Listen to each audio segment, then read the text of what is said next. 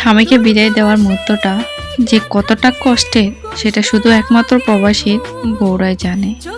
আগে ছোটবেলায় ভাবতাম যাদের জামাই বিদেশে থাকে তারা কত সুখী, মাস শেষে টাকা পাঠায় আর তারা কত আনন্দে তাদের মন মতো চলতে পারে।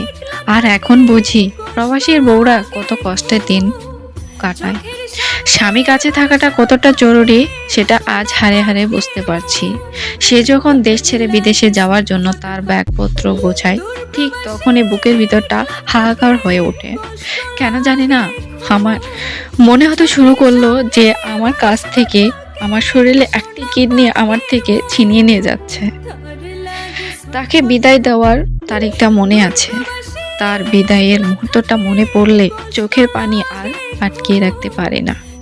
তার শূন্যতায় আমাকে প্রতিনিয়ত কাঁদায়।